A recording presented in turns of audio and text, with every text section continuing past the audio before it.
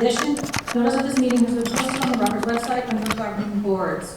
You've all seen the agenda and the meeting materials posted on the governing board portal. Does anyone have a conflict of interest to disclose at this time? Yes, Madam Secretary, I'm going to recuse myself from the bond issue because of a potential conflict with my employer. Thank you, Mr. Hunley. Madam Secretary, I have the same issue. This is Katie Sweeney. Thank you, Ms. Sweeney. Is there anybody else? Okay, for those of you on the phone, please just drop us an email. We'll know that you're on the line. Thank you. We're now going to induct our new members of the Board of Trustees.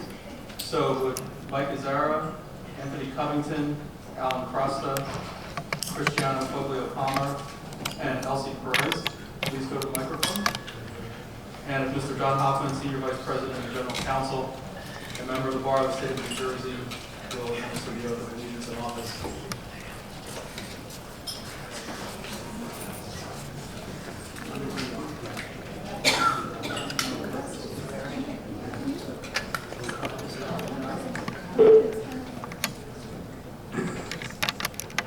I state your name. Do solemnly swear that I will support the Constitution of the United States and the Constitution of the State of New Jersey. That I will bear true faith and allegiance to the same and to the governments established in the United States and in this state, under the authority of the people. And that I will faithfully, impartially, and justly perform all the duties of the office of member of the Board of Trustees of Rutgers, the State University of New Jersey, according to the best of my ability. So help me God. Congratulations.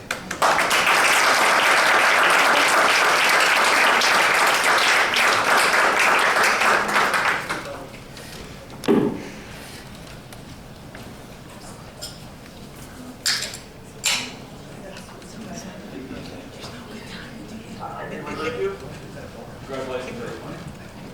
I'd like to introduce our new Senate and student representatives to the board. We'd like to welcome the return of Benathan Spiegel, who in previous years served as a Senate representative to the Board of Trustees.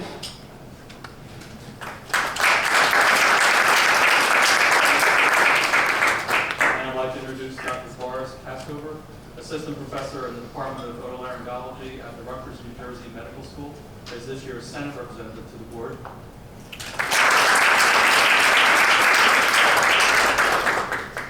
And Ms. Ann Albert, she's an undergraduate at the School of Arts and Sciences, and will be this year's student representative.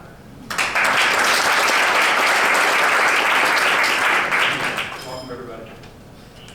I just want to note that it was really great to see so many trustees and the trustees emeriti at the President's Home last Saturday, as well as we had the recent opening of the newly built New Brunswick Performing Arts Center on Livingston Avenue, the grand opening of the RWJ Barnabas Health Athletic Performance Center on September 12th. We had a new board orientation with some members that came. The recent dedication of the Victory Statue that's located on the North Gate Plaza of the stadium, which was generously donated by our own Ron and Joanna Brewery. And I'd like to say that I hope that more members of the board will attend university functions and events and our continuing education sessions as the year progresses. I'd like to now call on Dr. Samson Landers to read a memorial resolution for Dudley H. Rivers Jr., who passed this summer. Thank you, Mr. Chair. Dudley H. Rivers Jr. Let it be recorded with heartfelt sorrow that Dudley H. Rivers Jr., a loyal son of Rutgers and longtime member of the Board of Governors and Board of Trustees, died on July 29, 2019. A devoted colleague, Dudley was endeared to the university in giving a lifetime of work for the benefit of his alma mater that began when he first walked through the gates on the old Queens campus with the Rutgers College class of 1982. Throughout all the years of his affiliation with Rutgers, Dudley clearly demonstrated an abiding commitment to uphold the highest values in advancement of higher education. He was a sterling example of commitment, volunteerism, philanthropy, as evidenced through the creation of W.H. Rivers endowed scholarship in the Rutgers Future Scholars Program, which assists underprivileged youth on their path to success. Dudley was a committed member of the Board of Trustees since 2002, diligently working to offer his insight and love of Rutgers on nearly every committee during those years. Dudley offered steadfast counsel and strong leadership to the Board of Trustees as vice chair for 3 terms and as chair of the board for 1 term, valiantly defending the independence of the university while capitalizing on the abundant opportunities.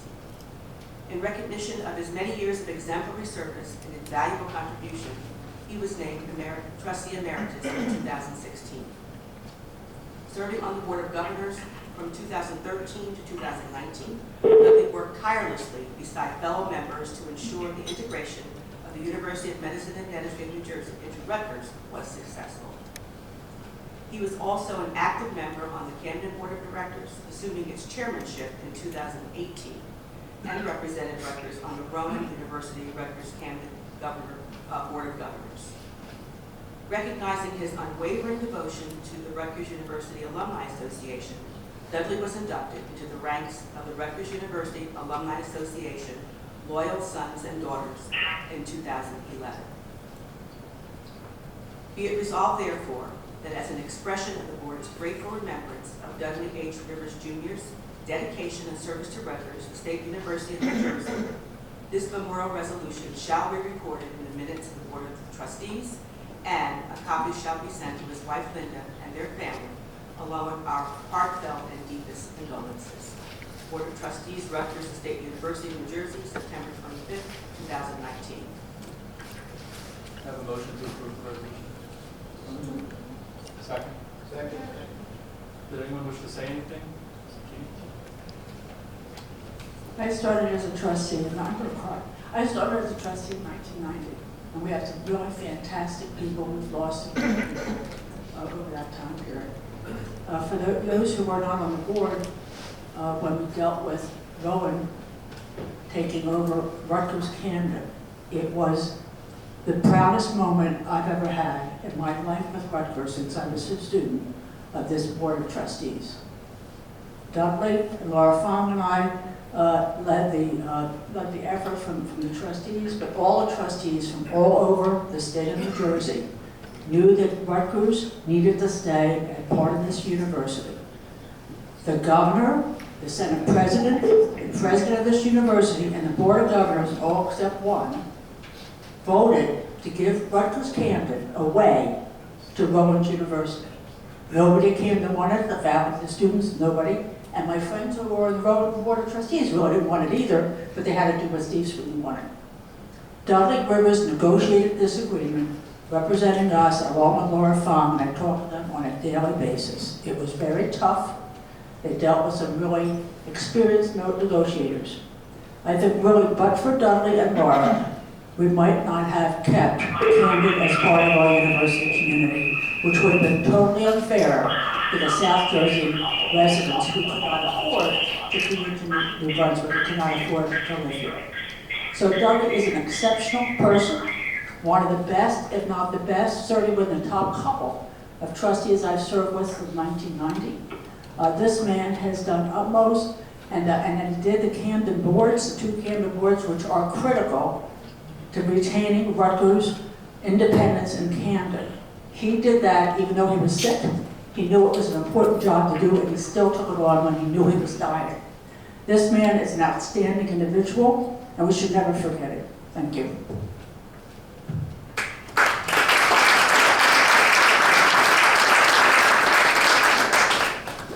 Thanks, Jeannie. Is there anyone else? Yes. Yeah, I wanted to mention. If I can. Sorry, can the people on the phone again, is somebody not muted? You're coming through here. When Dudley joined the Board of Trustees over 20 years ago, we had a system where each of the new trustees would be assigned a mentor or 2 for each of the new trustees. And I was one of the mentors for Dudley. And I just want to flag that I don't think I've met a more sincere, caring, dedicated individual when it came to Rutgers than Dudley Rivers. Thank you. Thanks, Mike. Chancellor Hatton? Yes, I just wanted the record to reflect that at the Camden Board of Directors, we had a similar opportunity to talk about Dudley, and it was very, very moving, and we fully appreciate the role he played in terms of keeping Camden close. So let the record reflect that. Thank you. And now for a vote, all in favor? Aye. Opposed? Abstentions? Motion carries. I'd like to now call on Ms. Harris to read the memorial resolution for Claude E. White. Let it be recorded in deep sorrow that Claude E. White, a member of the Board of Trustees, died on August 10, 2019. Claude first joined the Rutgers family as a Rutgers College student, majoring in political science, and after receiving an excellent undergraduate education, attended the Rutgers School of Law, Newark, where he earned his Juris Doctor degree in 1974. He was then admitted to the bar of the state of New Jersey, the District of Columbia, and the state of New York, and enjoyed a long and distinguished career practicing law until his retirement from his position as Vice President, General Counsel, and Secretary at Integra Med America Incorporated. Following his retirement, Claude served as legal consultant to medical practices specializing in the treatment of infertility and venous disease of the legs. Throughout all the years of his affiliation with Rutgers, Claude demonstrated an abiding commitment to uphold the highest values in the advancement of higher education and was a stellar example of commitment and volunteerism. Serving for more than 2 decades as chairman of the Rutgers College Educational Opportunity Fund Advisory Committee, over 40 years as president of the class of 1971, and committing tireless effort to the successful fundraising campaign for the Paul Robeson Plaza on the College Avenue campus. Claude was awarded the highest acknowledgement of alumni service and inducted to the ranks of loyal sons and daughters of Rutgers. In 2018, Claude joined the Board of Trustees as a charter member, and Rutgers valued his experience, wise counsel, and lifetime work for the benefit of his alma mater. Now, therefore, be it resolved by the Board of Trustees of Rutgers, the State University of New Jersey, as an expression of the Board and the University in grateful remembrance of Claude E. White's dedication and service to Rutgers. This memorial shall be recorded in the minutes of the Board of Trustees, and be it further resolved that a copy of this memorial be sent to the White family, along with the Board's heartfelt and deepest condolences. Board of Trustees, Rutgers State University of New Jersey, September 25th, 2019. So moved. Thank you. Do I have a second? Is there any discussion? All in favor? Aye. Opposed? Abstentions? Motion carries. Could I request again the people on the phone to put on the mute? We're getting a lot of scatter here. Now I'd like to introduce President Barchi. Thank you, Mr. Chair, and I will have my brief comments for the board. Welcome to the new year, and welcome to our new class of 2023. Give you a summary of what's happened at the undergraduate level. Our combined first year and transfer total university-wide numbers were 13,575, with 9,550 in New Brunswick, 2,500 in Newark, and 1,500 in Camden. That was drawn from a record number of applicants. Over 45,000 students applied to come to Rutgers this year. And just to comment on diversity, 65% of our first-year students are African American, Asian, or Latino, and 4,500 new students are the first in their family to attend college. I also might point out to those of you who applied to Rutgers some years ago that the average SAT in New Brunswick, in the BHS, where we actually pay more attention to that number, is 1318. That's 19 points higher than last year, right? And 1318, I think. When I came, it was down below 1,200 somewhere. So this is huge steps forward in terms of the students who are coming here. Obviously, that's not the only indicator of the quality of students by any manner of means, but it is one of the numbers that people look at when they judge who's looking at you and who's accepted you. Our chairman already mentioned our new buildings and our new statues, so I'm not going to go and say anything more about that. We did have a celebration last night welcoming 2 new faculty members who were elected into the National Academies in this last go-around. That Gabby Kotler is a professor of physics in Rutgers, New Brunswick, and Masayuri Inoue, distinguished professor of biochemistry and molecular biology at RBHS. We're always delighted to see the recognition that's awarded to our faculty because, frankly, it is the faculty that makes a university, and it certainly is great faculty that make a university great. That's one of the things we've been trying to accomplish here is to bring more, better, higher qualified, and more prominent faculty to Rutgers, and also to have more of our excellent faculty who recognize who are already here. So it's both sides of that coin. So our congratulations to Gabe and to Masayuri.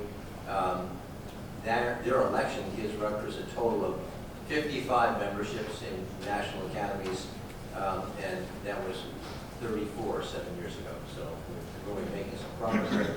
I would say we have to go twice that far. And if we look at the trajectory going forward, that should be our goal. But it's a substantial movement upward in terms of those numbers. And I'm delighted to acknowledge the quality and the prominence of our faculty and hope that we'll continue to push for additional recognition of the quality that we have here on campus. On the athletic side, we have a number of teams that are starting out in the top 20 or 25 of the nation already. Women's soccer is ranked 13th at 7-1-1. Men's soccer was 5-0-2 last week, ranked in the top 25, but then they just won a few more. They're 7-0-2, so they should be moving up into the top 20. Women's field hockey started out at 21. They just beat Princeton, who's ranked 6th in the nation, so I imagine they'll be back up there in the top 10 or 15. And of course, wrestling is going to be coming on strong, and our lacrosse teams, both men and women, are looking very good. And the most improved basketball team in the country by Sports Illustrated should be starting its season pretty soon. So there are some things to congratulate our student athletes for, and they have some beautiful new facilities to be working in. The one major announcement I made this week that you probably saw in the Daily Pennsylvanian and in the local press has to do with climate change. You know, we have been very committed here at Rutgers to maintaining the most economical footprint that we can and looking at conservation. We have one of the biggest recycling programs in the country. We have one of the biggest alternative energy programs going with our solar fields and our geothermal fields. Every one of the buildings we've built in the last 7 years, all $2.5 billion worth, are at least LEED Silver certified. That is, they're at least LEED Silver standard. So they're all built to that kind of a level of energy conservation. But we also recognize that it's a time for everyone to step up to make a clear statement about the impact of human activity on global warming and a commitment to do something, even if the nation as a whole is not willing to do that. So we are taking a major step towards doing that. I've established a presidential task force on carbon neutrality and climate resilience that will be co-chaired by Professor Robert Kopp, who's the head of our Institute on Ocean, Earth, and Atmospheric Sciences, and Professor Kevin Lyons, who is the associate director of our Energy Institute. And they are putting together a full team of talented faculty, and I must say we have some of the best faculty in the country thinking about and working on these issues. Their job is going to be looking at developing a plan for Rutgers in terms of what we will commit ourselves to do in the next 10 years and the years after that, looking at a plan that can be fiscally responsible, something we can do, something that's environmentally sustainable, not a one-shot, something that's scalable if we get bigger, something that can engage the broader community, and something that recognizes and preserves our educational mission.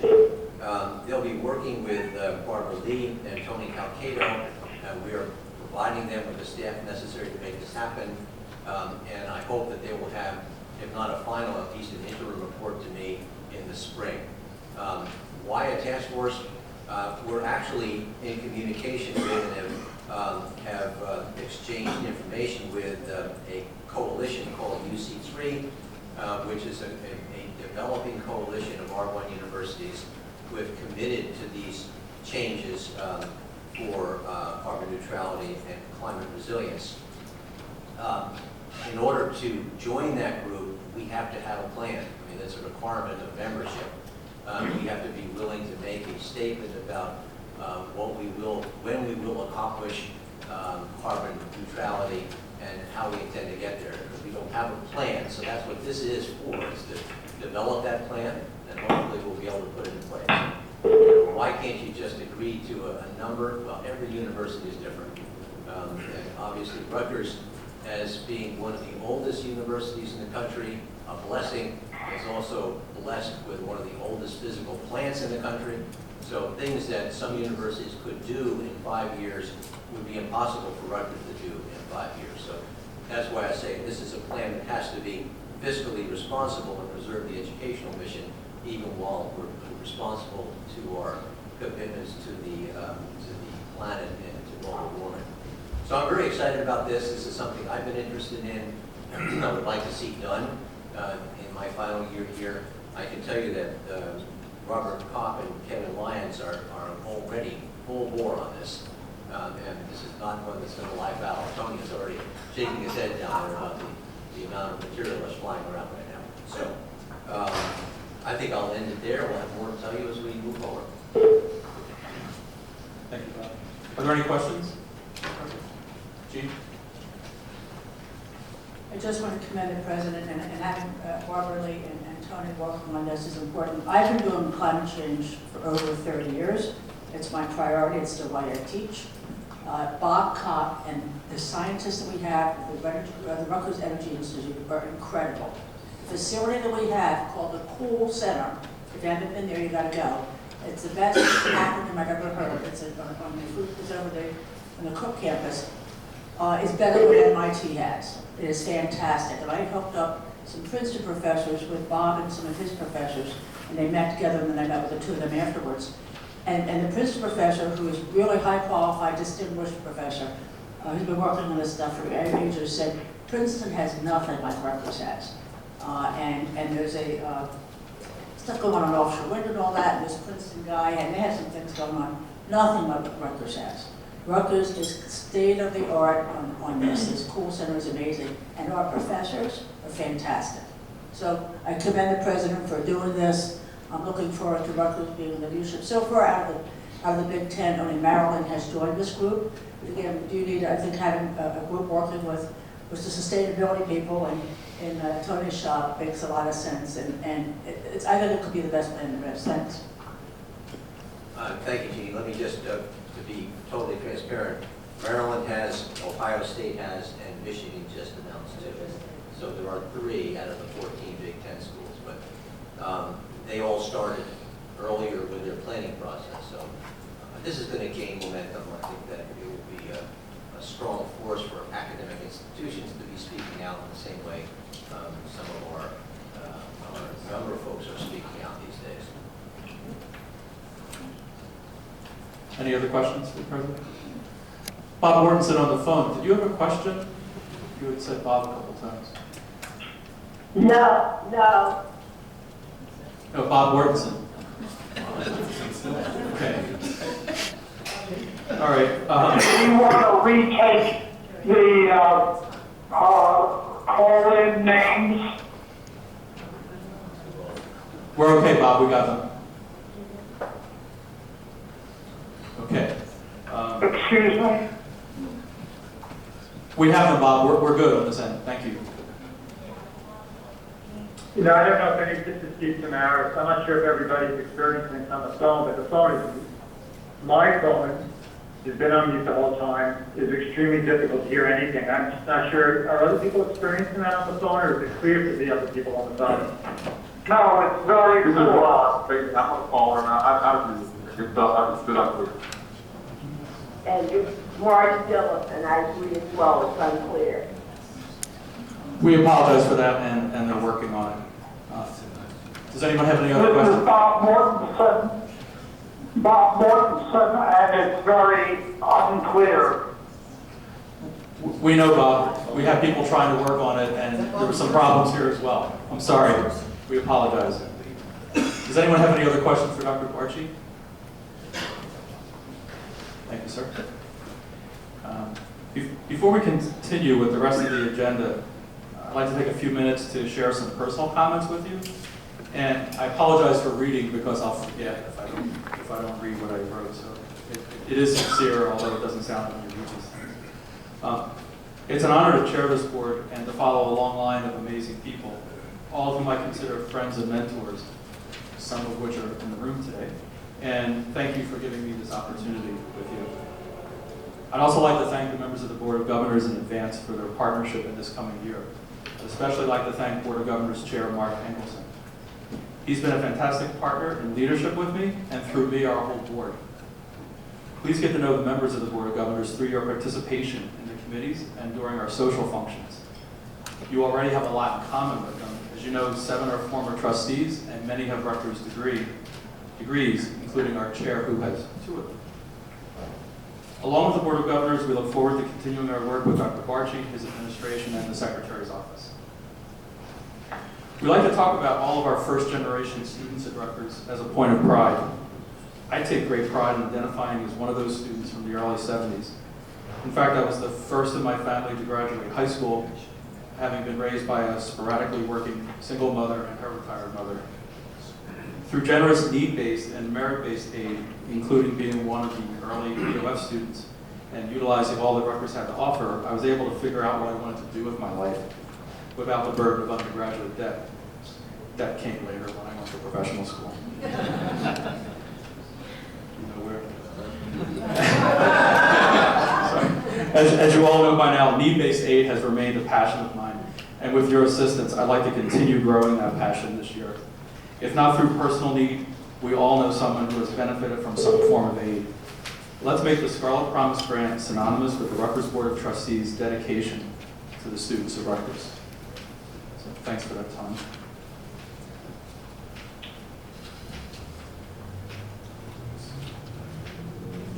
I'd like to draw your attention to the June 19th, 2019 annual meeting minutes that were posted to the portal and ask if there are any additions or corrections. Hearing none, is there a motion to approve? Second? No other discussion? All in favor? Opposed? Abstentions? And the motion carries. I'd like to now call on Mr. Gower to speak about the reallocation of Series 2013 L bond issue and the refunding of Series 2013J and 2013L bonds. Thank you, Mr. Chair. The first resolution that we're asking for the Board of Trustees' consent concerns the reallocation of funds that were borrowed in 2013 as matching funds for the Building Our Future Bond project. In particular, the project for the Institute of Food, Nutrition, and Health. We came in under budget, thank you, Tony, by $5.3 million, and therefore freed up $3.7 million of funds from that bond issue that could be reapplied to a different project. In other words, a different project for which we don't have to borrow that amount extra. We propose to assign it to the Rutgers University New Brunswick Student Services One-Stop Project, and that's the crux of the resolution, Mr. Chair. Thank you, Mr. Gower. Can I have a motion to approve the resolution? Second? Any discussion on this? All in favor? Aye. Opposed? Aye. Aye. Any abstentions? And the motion carries. And now could Mr. Hunley and Ms. Sweeney leave the room? for the bond refunding discussion and vote.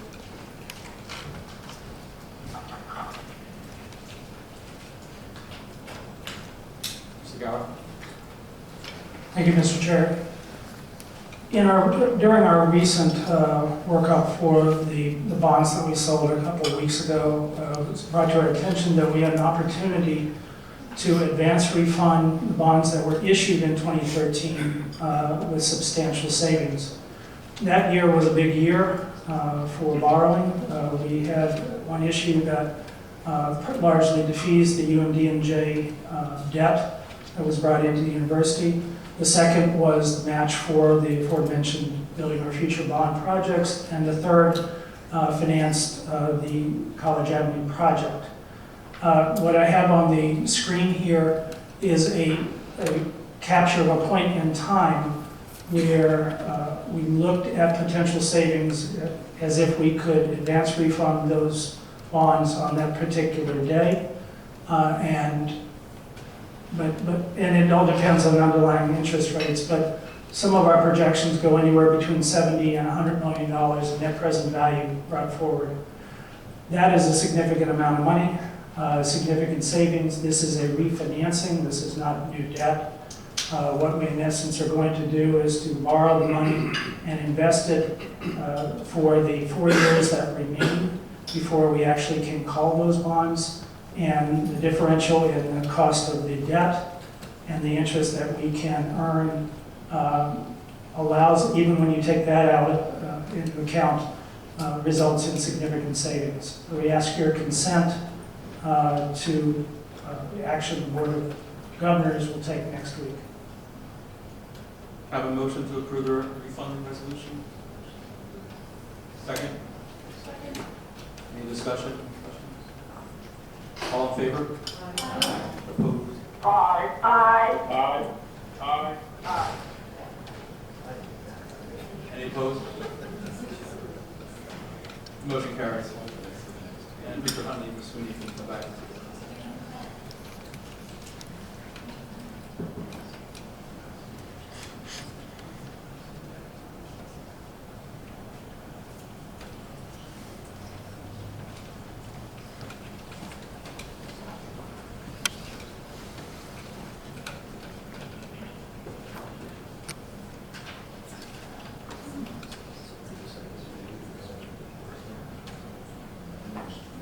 If everyone reviewed this previous bond that we just approved, if you recognize how big of a deal that was, I just want to emphasize that.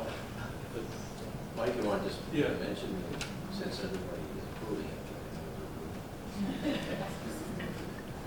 So $70 to $100 million of net present value savings against what is about $500 million of really outstanding debt is rather significant. And the interest rates right now are incredibly low, historically low. They're a little higher than the absolute low period, but we are hoping to go to market very quickly with this to take advantage of that before some tweet or some other event takes place that, I'm serious, that upsets the bond market in the other direction. We were very fortunate a few weeks ago being able to sell on the market at, again, historically low rates, and we hope to do so again. Thanks, Mike. Tomorrow maybe in the Dewey area. The Yes, only reason never I bring know. this up is because it is a fantastic opportunity for us, but I don't want somebody to be surprised in the conversation about the fact that we're talking over $500 million worth of issuance here. Because if you haven't actually looked at the numbers, I keep taking you by surprise. Remember, it's not new debt. This is just retiring old debt and replacing it. So, just so you know. So, thank you. And great job, Mike. Somebody's going to say how great.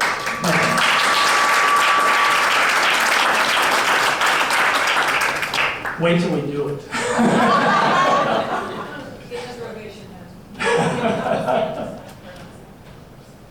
Mike, would you like to explain the proposed resolution approving University Policy 40.2.23? And the last resolution may look a little strange, but as I mentioned a few weeks ago, we did go to market and were able to sell the bonds that this board approved last spring, along with the Board of Governors.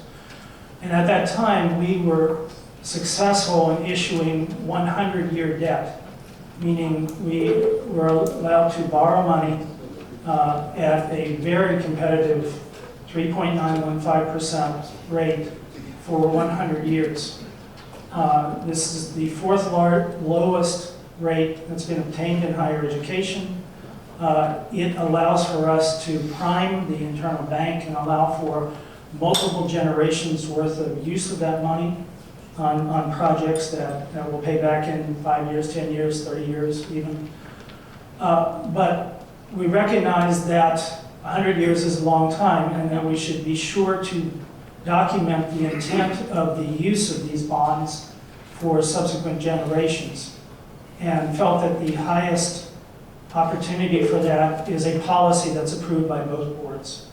So what you have in your packet is a resolution and policy that says what we intend to do with this, why we intend to use it, how we intend to treat it, how we intend to put some of the proceeds aside into the long-term investment pool to pay the principal off in 100 years. I got into some funny conversations about this because, I'll be long dead. And so we need my successor and your board's successor 50 years from now knowing what we meant to do. So. Thank you. Think for yourself, Mike. I mean, it's only 100 years. Can I have a motion to approve? Second. All in favor? Aye. Opposed? Aye. Aye. Aye. The motion carries.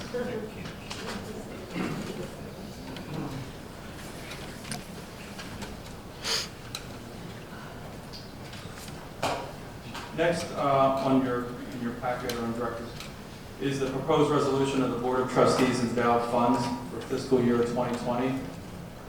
If you've all reviewed it, this is basically just the distribution of the funds, not the allocation of them. So I'd like to call for a motion to approve the resolution. So moved. Second? Second. Is there any discussion? All in favor? Aye. Opposed? Aye. Aye. Abstentions? Motion carries. The next resolution is amending the charge to the Committee on Diversity and Inclusion of the Board of Trustees of Rutgers State University of New Jersey. Assuming everyone read the charge. And do I have a motion to approve that resolution? Second? Is there any discussion? All in favor? Aye. Aye. Aye. Any opposed? Abstentions? That motion carries. The final proposed resolution is approving the revisions to the bylaws of the Board of Trustees, and this is basically changing the bylaws of the trustees to reflect the change in the board committee that we just approved. So I'd like a motion to approve the resolution. Second. Any discussion? All in favor? Opposed? Aye. Aye. Any abstentions? That motion carries.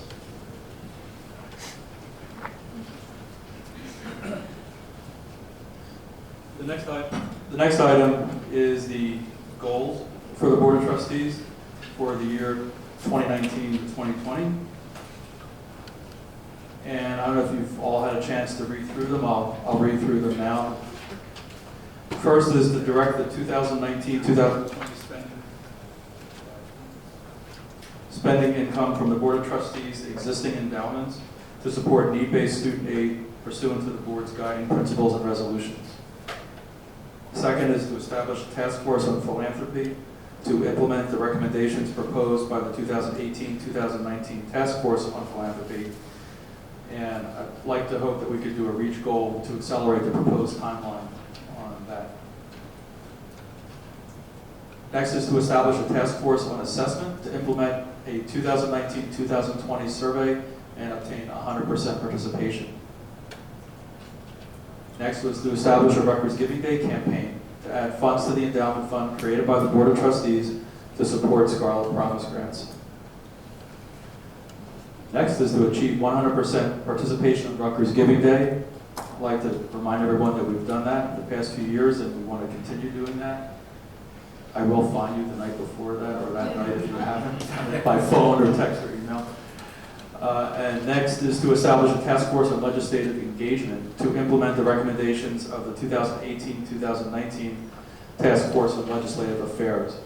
And this is basically, if you review their report, the last page was some recommendations, and that's what we'd like to take on this year. Next is to continue the board's continuing education series with a focus on student services and additional site visits. These have all become very popular programs, and we want to continue that. Finally, to attain high trustee participation rates at the university's commencement and convocation ceremonies and ensure at least one trustee attends every event. We kept track of these, and last year we were able to get 100% attendance at all the convocations. And I can tell you from what people have told me is that it's really appreciated to see one or two or any number of trustees attend these events. It means a lot to the deans and the chancellors and the students. So let's keep it up and not have Kim's office look for you that week. Next is a presentation of the university budget by Mr. Gower, who's at the podium. Over the summer, when I first assumed the chair, I met with Mike and said it would be great if we could have a discussion on the budget. And then when we started reviewing the results of the assessment survey, it seemed that a lot of other people wanted to have a discussion of the budget. So it worked out really well for all of us. And hopefully I'd like to have this continue to be an annual report in September. Yes, Michelle? I would like to say for the last point, sometimes when I'm filling out the form, like I'm available for this convocation and other convocations I'm not. If in the future there is a convocation that a trustee isn't present, maybe the secretary's office can let a few board members know if they have the list. That way we can get that 100%. They do that. We kept track of who responded last year, and they knew which ceremonies did not have someone attending. I think there was only one, and then they were able to fill that position. Let me just clarify. What Jim is talking about is 100% of the events at a trustee, one or more trustees. Not that we have 100% of the trustees. We won't be calling you if we have too many trustees. I think there was some confusion. Sorry if that was a confusing part. That would be crazy, right? We'd have to get new venues. Sorry, Mike, do you want to continue with your presentation now? Thank you, Mr. Chair. Appreciate this opportunity. And I think it is important that this board is briefed annually in this respect. My thanks for this presentation, which is slightly updated from the one given to the Board of Governors back in July when the budget was approved. My thanks to Kathy Detloff, our former Vice President for Finance, who lost to UMBC, their game, and to David Moore, our Chief Budget Officer, who's in the audience here, who is backing me up with anything that I can't answer. So we're going to start off by looking at how increases in tuition and fees have compared to our peers over the last 5 years. As we go through each of these slides, the amounts noted refer to annual tuition and fees before any discounting, before any financial aid, what is typically referred to as sticker price. At Rutgers, we have 3 different sets of peer groups for each of our universities. However, the one common group we compare ourselves to is the other senior public institutions within New Jersey. Over the last 5-year period, each of our campuses averaged a 2.1% increase in tuition fees, which is lower than the majority of our NJ peers. For New Brunswick, we look at both the public universities and the Association of American Universities, as well as Big Ten peers. For AAUs, our 5-year increase at 2.1% puts us close to the middle of this group. Within the Big Ten, our 5-year average, again, 2.1%, puts the Rutgers in the middle of this peer group, as seen in this slide. Rutgers University Newark has a different set of comparators than Rutgers University New Brunswick. These institutions are noted on this slide. As you can see, the 5-year average of 2.1% is in the lower half of the chart. Likewise, Rutgers University Camden has its own set of peers, and again, the 2.1% 5-year average increase is lower than a majority of the school's peer institutions. Tuition is not the only measure we look at. Total price would include other major items that a student will pay during years here at Rutgers, excuse me. Mike, can I just make a point on, the red one is Rutgers. Thank you. This was taking me back to when my son was there and I was paying his tuition room. Just a flashback, you know. That was, this chart shows a 3-year history of tuition, fees, room, and board at each of the different campuses. This would apply to residential students only. That differs significantly between the different campuses, and I'll show you some detail on that later. For each campus, the room and board rate is represented by the most common one for first-time, first-year students. And similar to the university at large, housing and dining functions are challenged with a desire to keep costs down while providing excellent products and services to our students, while costs are increasing for food and labor, as well as construction for renovations of facilities. So thus far, all the information presented has referenced gross costs. These costs are easily comparable from school to school as the rates are publicly reported. However, as many of you know, a great number of Rutgers students do not pay full price. There are many ways that Rutgers students and their families are able to reduce out-of-pocket costs, what they actually pay. Mike, before we move to that next page, I have a question. Yes. On work study, I know that we had an issue with students who only had an opportunity to engage in work study at freshman year. Has that been rectified? Yes, I don't believe we have an issue beyond that. I will look to the chancellor, but I don't think there is that kind of issue. Yeah.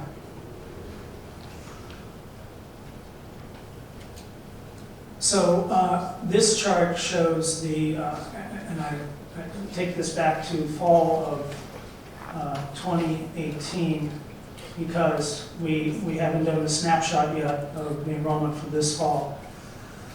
But 2018 fall as compared to 2017 fall, we saw an increase in not only the number of students who were receiving financial aid, but the average award was also higher across all campuses.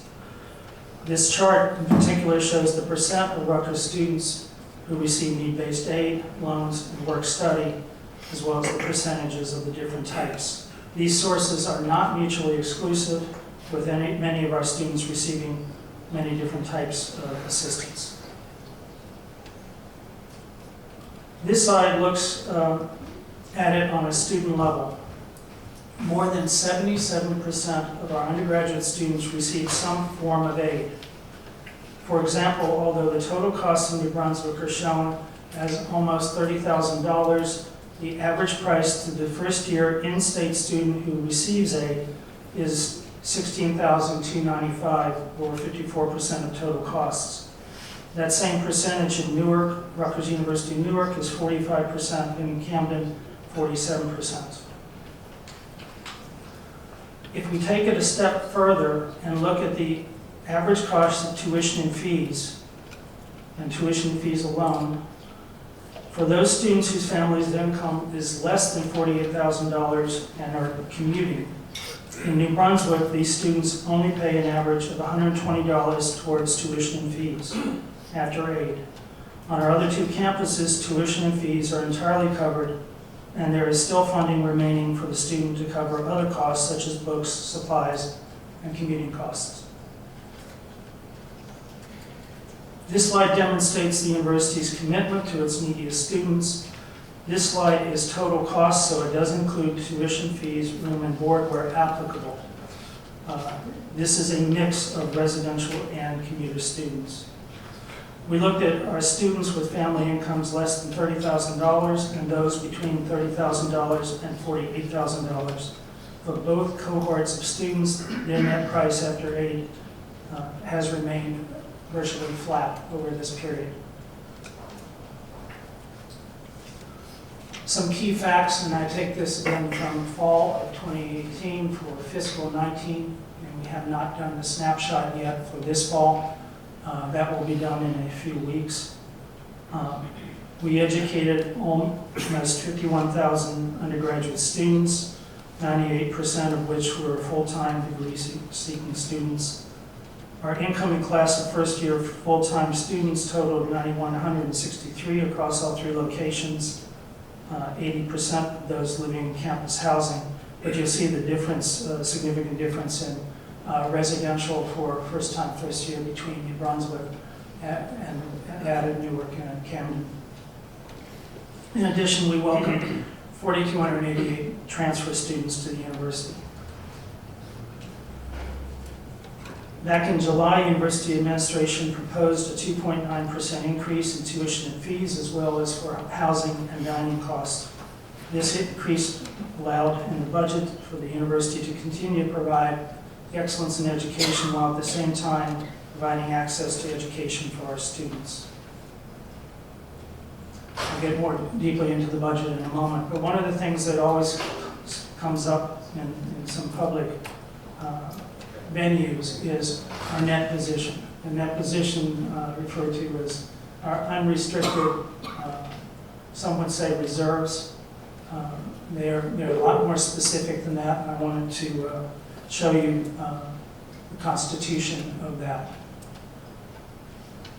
So for fiscal year 2018, that we have not yet completed the audit for fiscal year 2019. But for fiscal year 2018, in our financial statements, our unrestricted net position was listed as $615 million. That sounds like a lot of money, but when you think in terms of what our annual budget is, which is $4.6 billion, it is not a high proportion, and I'll show you something more striking in a moment. But those are not simply funds that are put aside to be used for anything we'd like to do. In fact, the vast majority of them are already earmarked for something, or they are put aside for emergencies. For instance, 38% of that amount are invested reserves that include those that belong to the Board of Governors and the Board of Trustees, student merit aid reserves, reserves held by students, schools, centers, and departments for strategic initiatives. That's 38% of the $615 million. 32% are called designated funds. These are funds held for financial aid, for strategic initiatives. They may be set aside for projects that will take multiple years to complete, but we want to set those aside. And also for unexpected expenses, such as increases in fringe benefit costs, reduction in state support, or a natural disaster. These were tapped for when Sandy came through. Faculty funds, 8%. These are funds that are committed to individual faculty members to support their research activities. They're not simply available for any use whatsoever. There's another 8% that is set aside for deferred maintenance and construction projects in process, such as ongoing residence hall renovations. Student services, 8%. These are funds held in student service areas such as student recreation centers and student health, both for strategic initiatives and to prepare for unexpected expenses. And then finally, 6% that's set aside to be our reserves for our self-insurance program. So as you can see through this, there's hardly any of these that are not intended as a backstop for something. They are not available just to be used for general purposes, the general budget, or for things that are ongoing.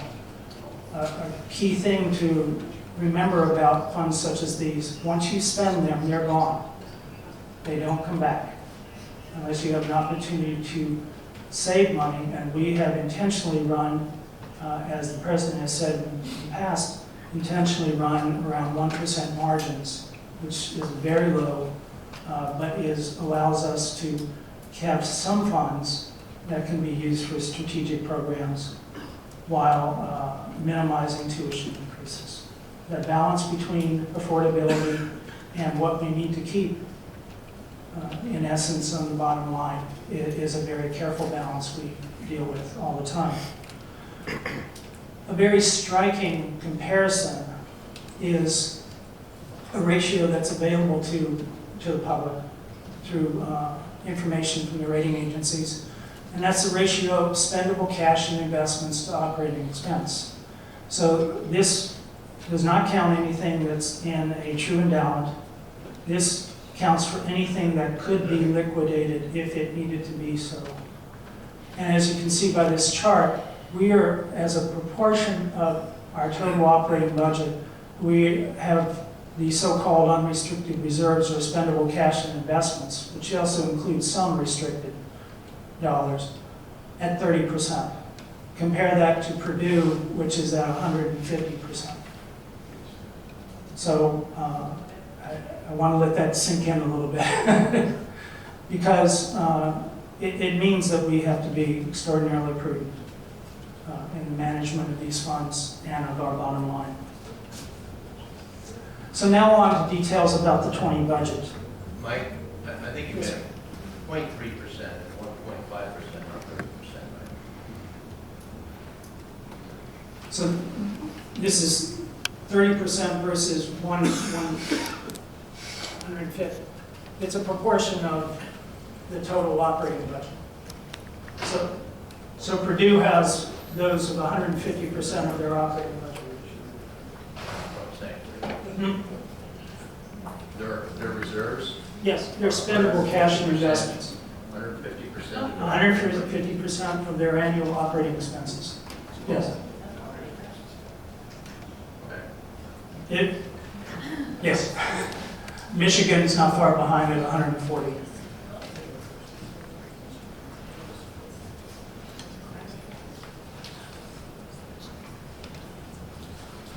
Taking all this and many other things into consideration, the university leadership presented a $4.6 billion budget to the Board of Governors, which was approved at its July meeting. This revenue budget takes into account not only the 2.9% increase for tuition, fees, room, and board, but also considers changes in enrollment in each of our schools and growth in research and healthcare initiatives. Our expense budget, which, not coincidentally, is also $4.6 billion, driven primarily by salary increases and growth in programs. The budget was developed, as it has been for many years, with a focus on access and accessibility and affordability for Rutgers students while still funding an excellent education.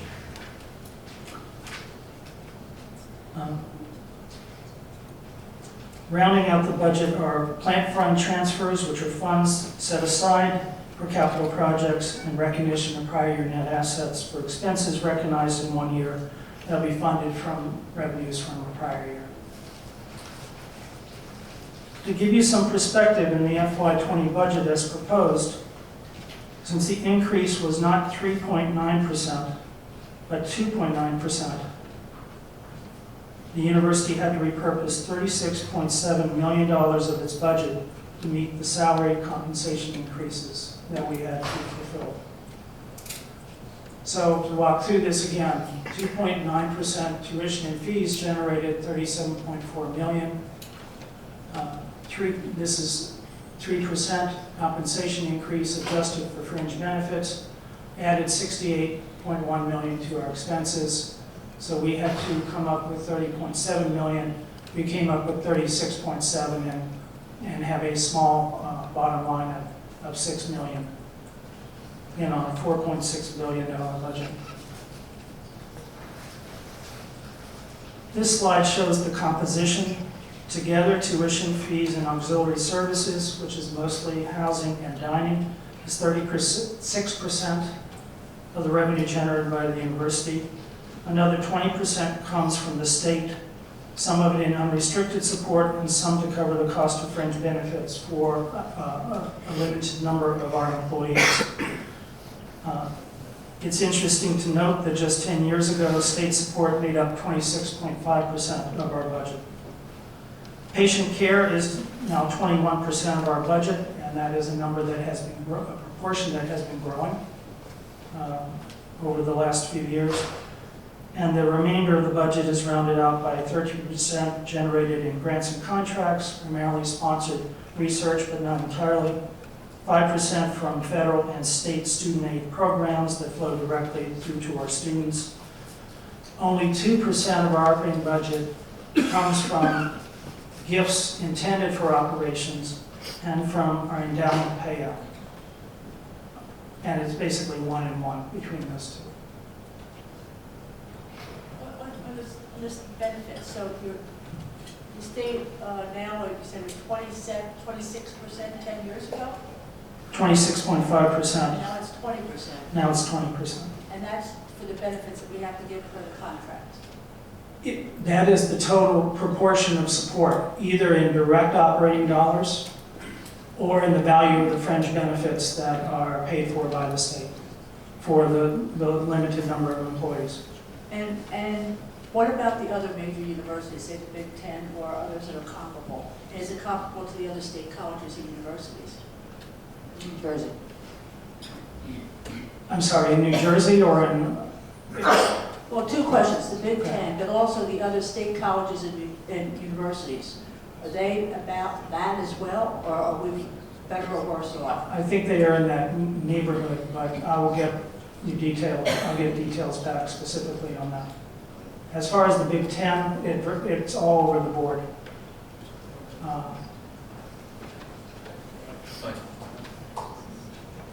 In terms of absolute dollars, was the levels increase stayed the same from state aid? So this year, for the first time since I've been here, the appropriation for operations has gone up. And we benefited from that in New Brunswick, in Newark, and in Camden. The state took a portion of the existing appropriation, added money to it, and redistributed it based on a number of statistics relative to outcomes. Chancellor Cantor has been part of that study group, but it has to do with graduation success and for eligible financial aid coverage for needy students. And Nancy, anything you want that would be helpful to add for that? The outcome-based funding is becoming very popular in many states across the country for public universities. Zacchaeus Smith Ellis, who's the Secretary of Higher Ed for Governor Murphy, put together a working group that I co-chair on college affordability. The outcomes-based metrics we're looking at have to do with equity. So it's proportion of underrepresented students graduating, number of degrees, proportion of Pell-eligible students graduating. We're looking at those are the metrics they use this year. Going forward, what our working group is recommending is we're looking at a variety of different ways of slicing that, graduate versus undergraduate degrees, a whole. And there's no yet actual way of doing it, but this year's it was about 35 million, I think, of the total. Of the grand total appropriation across all institutions. Yes, so it's a very small proportion of the base funding, but it's a good start in thinking. And as noted, when I got here, we had the same appropriation for 3 years, then it was decreased by 3.6% in a single year, and then held flat until this year. The fringe benefit dollars, the amounts that's appropriated for that, has varied. based on the costs of those programs. But those are monies, that isn't cash that we actually receive. That's the value of a benefit paid on our behalf. Like a quick question. The patient care part is reported at 21%, and I wonder if you can give us a little bit historical perspective on that. What was, if you know, what was that 10 years ago? Compared to the 0. 100%. Because it came in with the integration. But has been growing, and Dr. Strom can add to this, has been growing in 2 elements. One is direct patient revenue, and the other is affiliate income that has to do with our relationships with other hospitals, or more importantly, the Robert Johnson Barnabas health system. Brian, you have? Yeah, before the integration, as Mike alluded to, it was obviously 0. Since we came in, one of the things we did initially was renegotiate with our hospital partner. But our funding has been increasing from our faculty, clinical productivity, as well as the money we get from clinical partners. So mostly this doesn't yet include most of the impact from the RWJ Barnabas Master Affiliation Agreement from a year ago. But we've been growing about 8 to 10% per year in clinical revenue before that.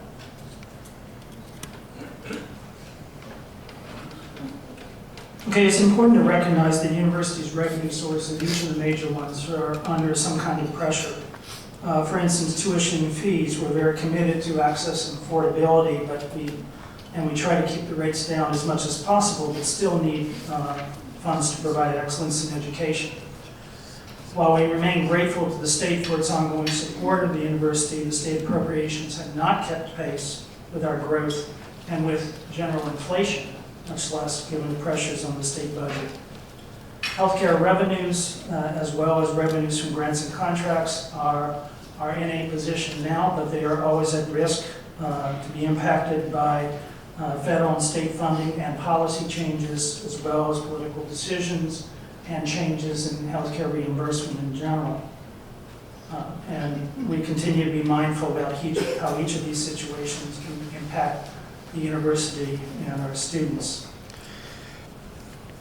As we develop the budget, it's important to note that the largest component of our expense budget, and this should be no surprise to anyone, is compensation costs, comprising 65% of the budget. When salaries are increased, that has a compounding effect year over year, and therefore requires a permanent funding source. We could never use one-time funds, such as the unrestricted net position, to support these increases, on top of the fact that they are committed to those reserves are committed to critical one-time university initiatives, or as reserves to backstop other activities such as insurance. We need to identify each year a source of permanent funding. As a percent of the university's budget, the unrestricted state appropriation, meaning taking out the fringe benefits piece, has dropped from making up 13% 5 years ago to 10% today. And that presents a challenge on the other revenue sources, most significantly tuition. So how does the university spend its revenue? I would give credit to Kathy Dedloff, who put a note in this slide that says, very carefully. Give her credit for that. Over 65% support compensation costs, as I noted before. Another 9%, or $400 million, supports our students through financial aid and fellowship dollars. The remaining 26% are expensed on non-compensation items such as electric, debt, service, lab and clinical supplies, etc. And when you really think about it, how much of that is discretionary is very limited. Debt service is not discretionary. Utilities are not discretionary. One could make discretionary repairs and maintenance at our peril. And then services, supplies, and materials are things that backstop the educational and research processes, as well as clinical.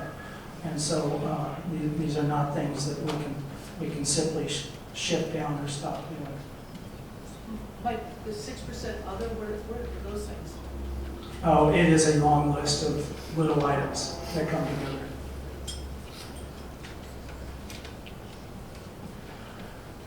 So as with revenue, there's significant external impacts to our expense budgets. We have we have 24 unions, all with negotiated increases as they are settled that need to be paid. Most of those have been settled, and we've counted for those in this budget. Each settlement has an impact on this budget and that for the years to come. While federal and student aid supported $212 million, the university puts forth another $180 million in university funds to ensure access and affordability to our students. And the remaining 26% covers non-compensation costs that I mentioned before. And here are the facts. For every 1% increase in salaries that are supported by tuition and fees, now I'm not confusing here salaries that are supported by clinical income or research dollars or so on. These are salaries that are supported by tuition and fees. It requires a 1.3% increase in tuition and fees. That's how I mentioned before, we would have needed a 3.9% increase just off the top if we did not look for other savings in the budget, which we did. So that extra 1% was repurposing of the funds. And finally, for those of you who... yes, sir. Question for you. As you compare tuition increase versus the number of students coming in, enrollment, what's the comparison on that? So if we kept the tuition the same, or as flat as possible, but increase on enrollment, would that help us meet the needs that we have? Well, yes, it would, but it would require probably a pretty extraordinary or out of proportion increase in enrollment to do so. So we do plan for specific enrollments in the budget, including any increases. Now remember, that's also enrollment across a large number of both undergraduate and graduate programs that are part of that. But if it were all on enrollment, it would be a pretty significant increase, which would have other consequences. You know, do we have the capacity? Do we have the services? Do we have those things set up? So that by itself cannot be the answer. It can be part of an answer if the university is prepared to deal with that, but it cannot be the only answer. Mike, let me just reinforce that answer, because what you really need to understand is what's the marginal profitability of increased enrollments, like what's the marginal profit on one real widget factoring in. We are pretty close to our limit with our fixed cost base. So as soon as you start adding students, you add more faculty, whether they're PTLs or MTTs or full-time faculty, or classroom space, so you have to think about that. And the infrastructure costs go up, so that the marginal revenue from increasing student number is actually not very much. That's what, when I talk to you about the fact that we're just about saturated in terms of students in our various campuses, that's what I'm talking about. We don't have capacity. So if you think about trying to fill the gap by adding more students, you will wind up adding more cost than you do revenue to support those costs. That's not the way out of the problem.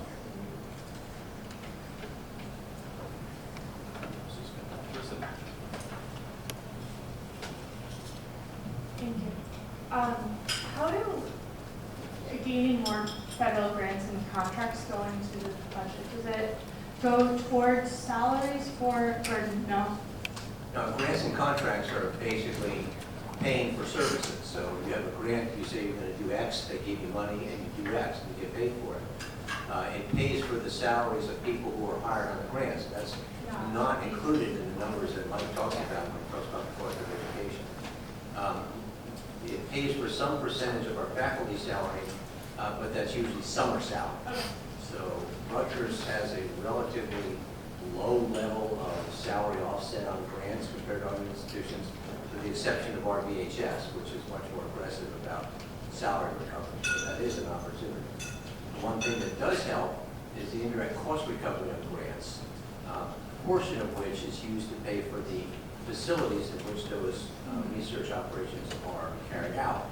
since that's a fixed cost by and large, we're not building new buildings every time we get a grant, the more grants we have with the federal rate of indirect cost recovery, the better we are able to support them. So when you look at increasing the grant activity in the budget, a major part of it, 2/3 of it, is dollars in, dollars out. Doesn't have any impact on the bottom line.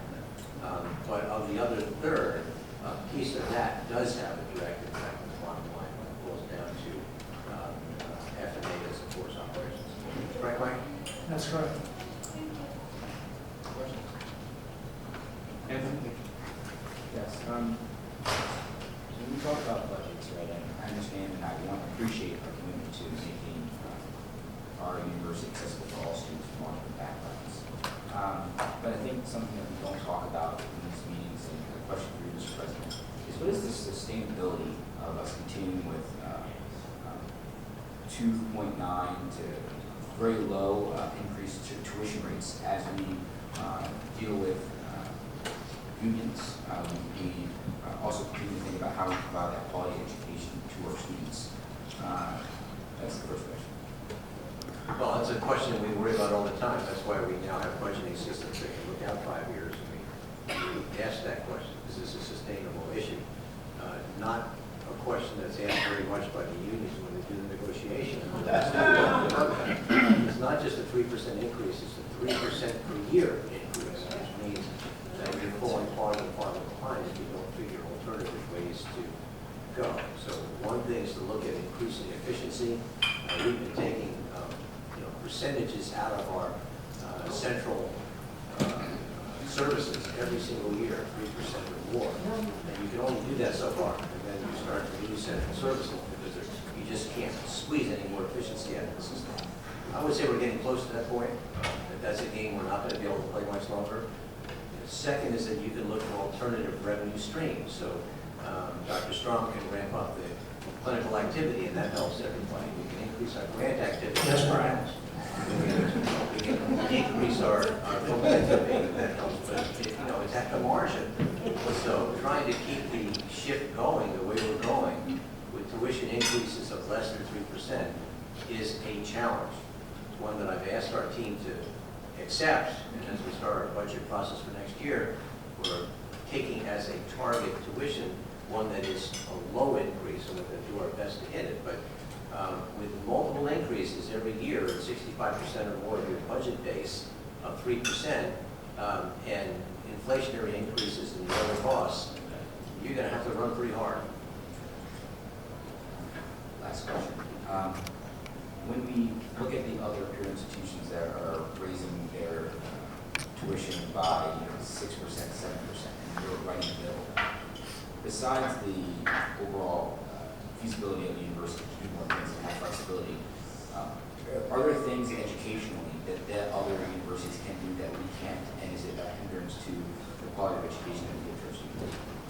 I honestly don't think that the quality of the educational product is here. As a matter of fact, I think we're doing a superb job in terms of the quality of the product we produce with the revenues that we have. In many areas, we're leading the way and being more efficient in doing that. I'll give you 2 examples. One is the telepresence classrooms that allow us to teach effectively to many more students on campus at the same time without diminishing the quality of what they get.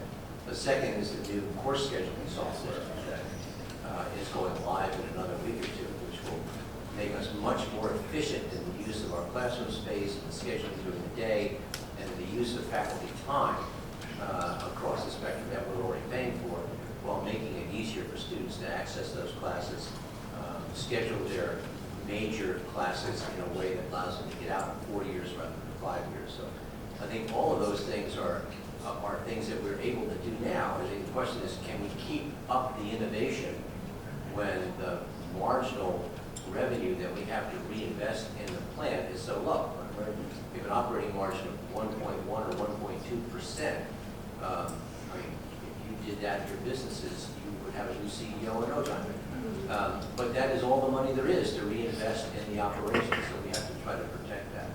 Now, when you look at other institutions, you just can't compare, because there's some states that have done special deals with their legislature. So they've got their tuition held constant at 0 increase per year, but they've gotten a whole bunch of money on the backside from the legislatures to make them whole. I mean, we would love to say to the state, if you guys are willing to kick in another $30 million next year, we won't increase tuition at all. And challenge that, because frankly, I think it's a public good, not a private inurement for the most part. That message has been lost at the legislative level. Not because the people in the legislature don't have the best of intentions, really because they just don't have any money right now. And then there are other schools that have jumped up their tuition dramatically, and they may be the schools whose state support was cut by not 10%, but 20% all of a sudden.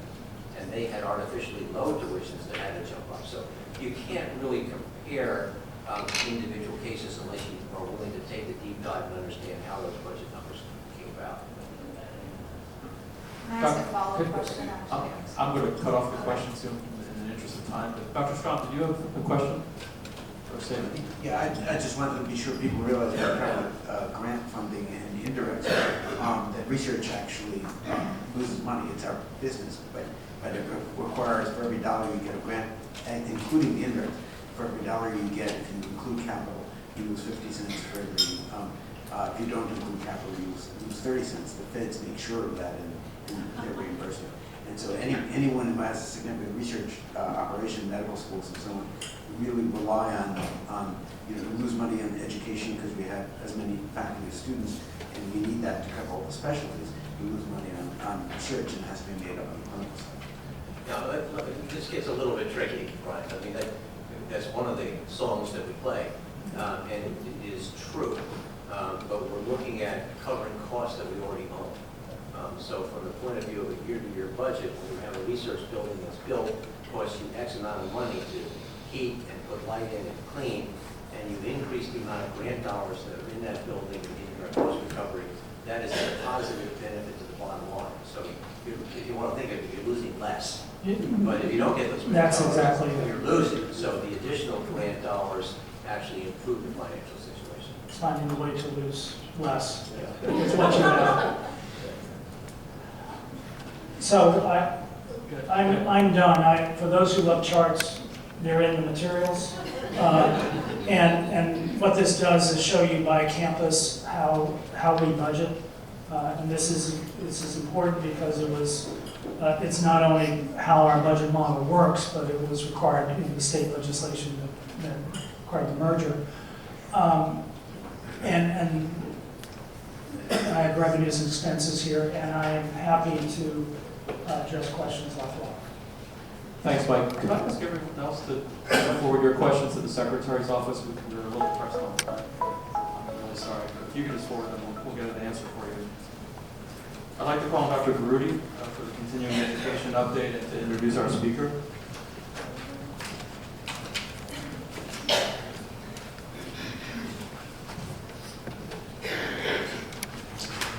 Thank you, Mr. Chairman.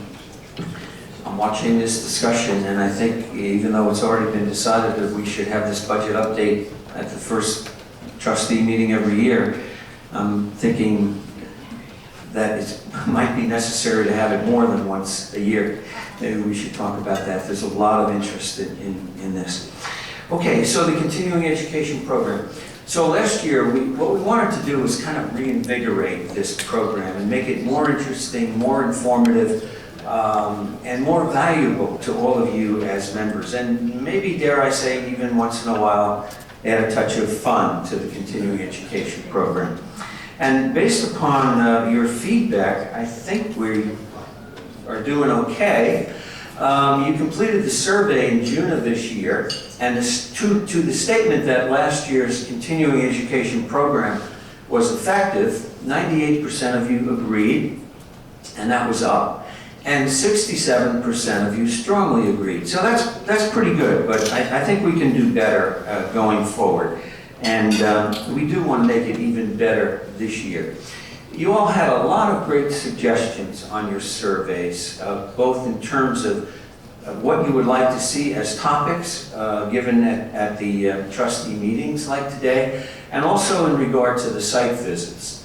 So we are currently looking at those as a leadership team, and we'll come back to you shortly with what we project as possible presentations and site visits in response to your suggestions in the near future.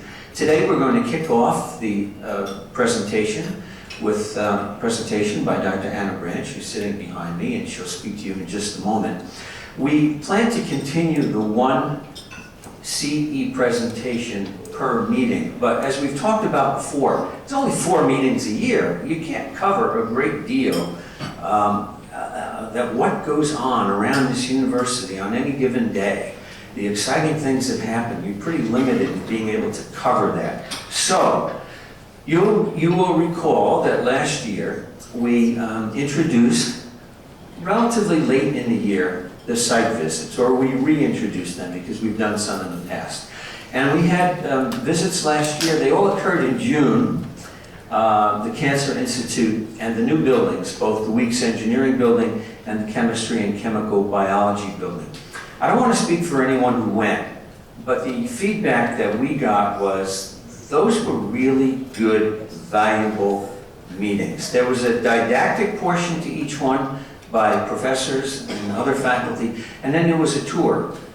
So for instance, we would walk around and be introduced. There would be a faculty member waiting who showed us his or her lab, what they do there, and the excitement that they had was really energizing to us as trustees. So we're going to try to increase the frequency, if you agree to do it. Now, we've averaged, Kim would know the numbers, I would say 10 to 12. Kim, somewhere in that range, trustees attending site visits. Those who went find them valuable. We tried to schedule them later on in the afternoon so that those of you who work might be able to, sneak out a little bit early. We didn't do any in the morning. Just, is there any interest, would there be any interest in if we made them late in the afternoon or early evening? I know that's imposing on your time, but that is a way maybe to some people are shaking their heads, so maybe it's something we could look into. Okay, so it's been mentioned today that 2 weeks ago, the R.W.J. Barnabas Health Performance Center was dedicated. What a great day that was. President Barchi spoke, Chancellor Malloy spoke, Athletic Director Hobbs. They all spoke, and others, and they all spoke about what a game-changing facility this is for our student athletes. It is the new home for men and women's basketball, for wrestling, and for gymnastics. And I had a feeling as we went around that it was very much like the professors. You'd go to a room, and it might be the weight room for women's gymnastics. And there were student athletes there who were telling us how grateful they were. You should have seen the response and the pride in our coaches and student athletes for that. So this one we'd like to schedule right away while it's still new. It'll be fun, you'll enjoy it, and I guarantee you will be impressed, okay? So, to our first guest speaker of the year, we are delighted that Dr. Enobang Anna Branch will kick off our presentations. She joined Rutgers only a month ago, and she's already here before the Board of Trustees. She's going to tell you what, her title, of course, is Vice Chancellor for Diversity, Inclusion, Community Engagement, and she is in addition a professor of sociology.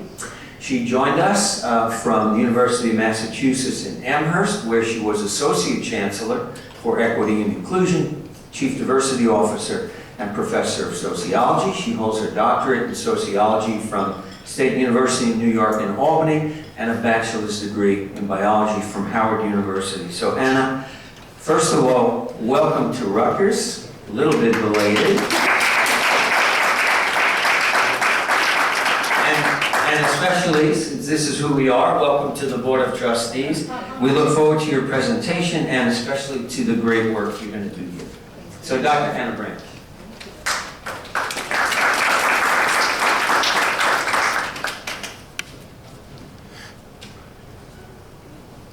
Thanks so much. Good afternoon, everyone. So I know it's a late afternoon, late in the day. So my goal is to get to this in about 10 minutes and give an opportunity for some questions, because I'm sure there's a lot for us to discuss. So I'm going to dig right in. Quick overview. The title of this is Diversity, a Conundrum and an Opportunity. And so a little bit about who I am, what's the conundrum, what's the opportunity, a brief bit on racial campus climate, and what are some strategic goals for this new division. So who am I? I'm a sociologist who studies inequality. It's a long-term professional interest of mine. My first book was actually published by Rutgers University Press. So I'm a big long-term fan of the press and edited a series there. And I've done 2 other books on the presence of women in science. And then the most recent book coming out in January is Black America, The Paradox of the Color Line. So that's what I do. I'm a sociologist and active researcher who studies inequality. But I want to talk to you today about my role here, which is what I see as the conundrum. The conundrum of diversity that most institutions struggle with, and I'll argue that the world more globally is struggling with, is what does it mean to be different? Right? And so this is the fishbowl example. Was the fish aware of the water when it was in the bowl? There's some things that we take for granted when we exist in the environment that we only become aware of it when we leave it. And so difference matters differently depending on the context that you're in. And for most, the college campus context is the first time out of their own fishbowl. And that fishbowl context varies enormously. It can be about race, it can be about identity, it can be about nationality, but that notion of your fishbowl and what's normal and what's like you is very closely held by most of us in ways we don't recognize until we enter environments that are different. And so what does it have to do with college? College and the college context is a very unique place where all of our preconceived notions, privileges, and disadvantages shape our everyday. And that's true not just of students, but it's true of faculty and of staff. And so college for most people is their first time encountering this level of difference. America is highly segregated on all sorts of needs, New Jersey too. Race, income, and the like. And so college is a really unique time where there is mixing of a whole range of differences, and that shapes the college experience. So what's the opportunity? The opportunity is to provide programmatic and strategic support to enable individuals to navigate the institution as it is, all of the challenges and all of the benefits that exist while we work to make it what it should be. So how do we create ladders and on-ramps that create the inclusive environment that we want? How do we deal with the gaps in terms of who graduates on time and who doesn't, who drops out and who's not supported, what faculty stay and what faculty leave? That's the work, that's the opportunity. And so I'm giving you racial campus climate as a lens to think through this. If you've paid attention to the college higher education context since 2016, the discussions around racial campus climate are everywhere. And if you look at the illustration from the University of Missouri, it is not just a factor on campus, but it's a factor for enrollment and institutional longevity. And so it's something to consider. What I want you to think through is conflict is guaranteed, right? There is some degree to which we are unprepared, most of us, to deal with difference, right? To deal with people who are unlike us, who don't share our point of view. And so avoidance is not the goal, resilience is. What does it mean to be skilled in a way to engage in environments with people, both in faculty and within departments, to go forward?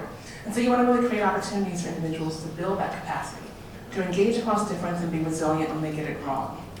This is particularly important for students. So I'm highlighting here a survey by MTV, and I'm sure most of us aren't watching MTV, but it's a really important survey point of view. So in 2014, 91% of young people between the ages of 18 and 24 said they believed in racial equality. 72% said the generation believes more inequality than older Americans. 68% said that focusing on race prevents society from being colorblind. Yet only 37% of respondents were raised in households that talked about race, and just 20% surveyed said they felt comfortable talking about biases against specific groups. So there's a big gap between our belief in who we are and what we aspire to be, and our ability to deal with difference in the everyday. And to the extent that Rutgers is such a diverse and wonderful community, these differences are shaping the everyday experiences of our students and it's their academic success. All right, so what's the mission of the division? Why do we exist?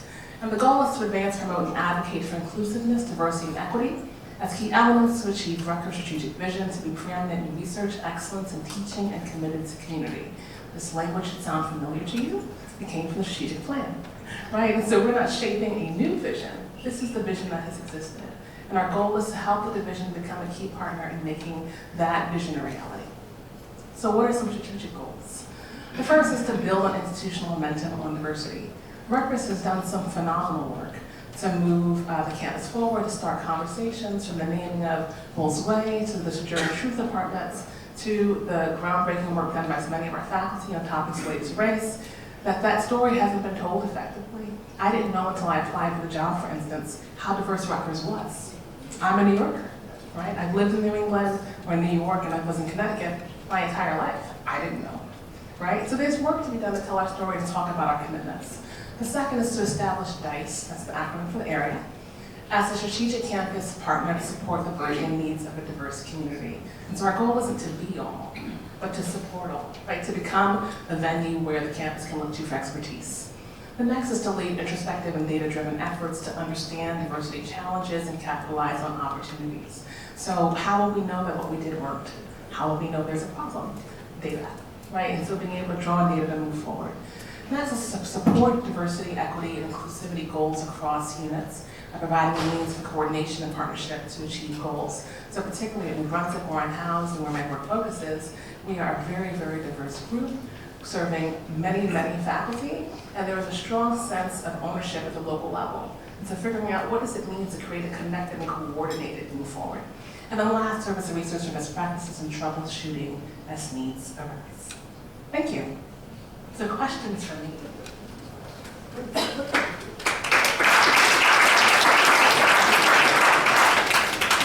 Welcome, thank you so much for coming. Could you talk about, the metrics on diversity are very clear, right? It's easy to count. How do you measure inclusion? Inclusivity? Well, that's a great question. And so the metrics of diversity are being clear. So there's a song, or not a song, but a statement that diversity is being asked to party and inclusion is being asked to dance, right? So that metric on inclusion, yeah, it's a good one, right? You immediately are like, that's true.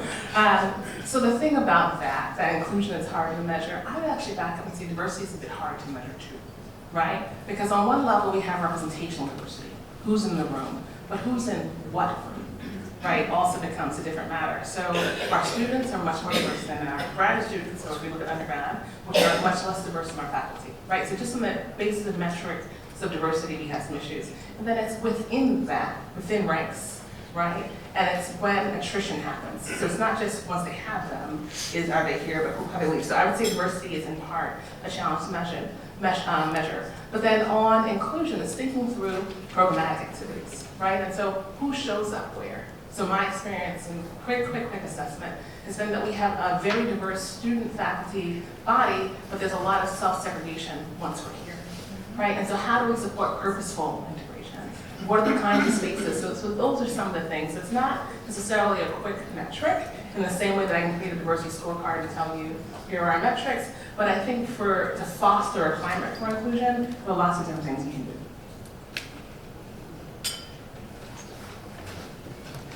So thank you for your presentation, and you have a huge job of diversity, inclusion, and community engagement. Could you say a little bit about community engagement and opportunities for students and faculty, perhaps, to realize that? Absolutely.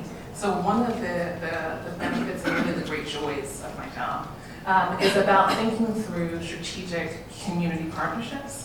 And one of the existing units that reports to me is the Collaborative Center for Community Engagement, which is a service learning unit. We have a lot of external partnerships. It's based and it's really close working relationships with not just New Brunswick, but Northampton, Piscataway, in terms of the outreach activities that are done. And there are several programs within that that foster that. Students that work with them, it's a really wonderful program. So we're looking at how do we grow that. And the other side of the organization houses our student access and diversity programs. And a lot of those programs, some, for example, like Upward Bound, is a community outreach-based program that is a relationship with 11 school districts in New Jersey.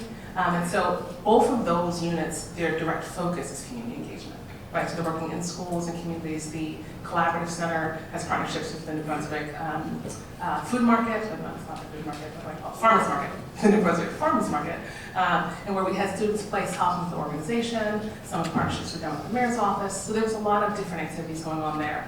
One of the things we're thinking through now is how do we extend it beyond the work of that center to help make it more the work of the campus? And some of that work is happening in other places on campus. So the Voorhees Center for Community Engagement that exists in Volunteer School, there's a lot of work.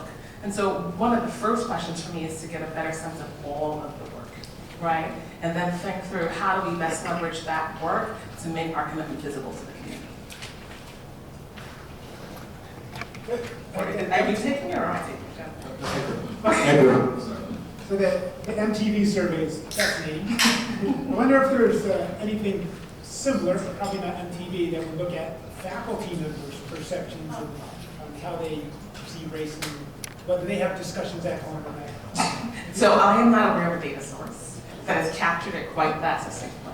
There are lots of different kinds of data that talk about faculty's readiness to engage. And it's not just to one another, but to the student population. So there's some data there, but it hasn't been with the same focus. One of the reasons that the MTV survey was so interesting is that these students at that time, 2014, were leading the way, right? The impression was that this was going to be a positive movement. So no one anticipated that there would be that large gap. Whereas with faculty, there's much more of an expectation for the gap. Wilma? Thank you very much, Dr. Realize you've been with us for 6 weeks and you may not have an answer to this. But please give thought to how we, the Board of Trustees, can assist your organization in achieving its goals. Thank you. Absolutely. Dr. Branch, welcome to the Rutgers family. Congratulations, we're so glad to have you. Another suggestion I want to make is I'm a recent Rutgers graduate. I find that it's much easier to address the new students versus the older ones and the people who have been associated, right? So in all of your wonderful efforts to increase diversity, inclusion, outreach, I would highly like you to consider how can we engage the people who are looking at Rutgers. So we're talking about 11th graders, 12th graders, and as soon as they step on our campus as like first year of college, what can we do to sort of shift their thinking, shift their psychology? And I think if we target that level, you're going to have much greater success in all of the other goals that you're going to have. And again, what can we do as a Board of Trustees, Board of Governors to help you in that mission? Hold it by tone. Awesome, thanks so much. And just a quick note on some of the amazing work. My role is new, but one of the things that I aim to do is make more visible some of the great work that is happening. And so within Student Affairs, it's been a long time inclusion campaign launched a few years ago that puts forward things like the Next Call, which is a call to create an inclusive Rutgers, and it has aims, and there's a series of videos, and I went to the, what was that, what's the name of it? There are a lot of events. But it was, one of them, it was during the first week of orientation, everyone was in the rack. Right, and part of it is they asked everyone to say parts of the call, right, to understand it, to embrace it. So it is a big part of what they're doing in new student orientation and a part of those first 40 days activities to make sure that students understand that inclusion and diversity is a part of Rutgers culture that we embrace. Tolu? Thank you so much. So as a young African American woman, a Rutgers undergraduate, graduate, and a Rutgers medical school graduate, I've been in this family for a long time. One thing I want to commend this university for doing is taking a stance and being a leader in diversity and inclusion. As a medical student, one of the first things we did was a privilege walk. One of the first weeks was putting everyone on a line, starting off at the same place, and being asked a series of questions. Are you from a single parent home? Have you ever seen someone die? Do you have health insurance? Did your parents graduate college? And you saw how, compared to the people who you're starting with, what environment or fishbowl everyone was coming from. So I want to commend Rutgers already for, taking that stance and actually championing this. I think one of the things I want to know are action steps. And for me now, as a graduate, I think undergraduate, we're doing a really good job, especially with the minority students and the LGBTQ students. Everyone seems to be finding their space. Obviously, there's more to be done, but I love that there's literally a group for everybody here. But I think one of the things you said with that mantra, being invited to dance, but being asked to dance, is are we changing the music so the people that are now standing there in the dance can actually participate? And one of those things I actually want to talk about, especially with our faculty members, they come here, but are they are they hearing music, or are they being in an environment that's actually welcoming them to actually be more inclusive and not just kind of stay within their own silos and, sticking with the African American community, you just kind of stick with yourself because it's familiar. Are we mixing and are we learning from each other? And I think that's, for me, one of the goals I want to see this university kind of get to. So I guess I want to know, are there any action plans or anything other than, privilege walks and things like that that we're employing on this campus? Absolutely. So I can give you two-part answer to that question. One, I can say the deans, who I've all met with individually, shared your passion and agreement that moving forward the diversity of the faculty is a work that we are committed to. But talking about the action plan, what Rutgers has had is a series of efforts that have a mixed level of coordination, right? And so one of the goals is to build a diversity strategic plan for Rutgers so we can make more visible what the work is in a clear way that everyone can see and assess and we can hold ourselves accountable for. So that's the second part. Thank you. Thank you, Dr. Branch. We really appreciate it. We hope to see you soon. Thank you.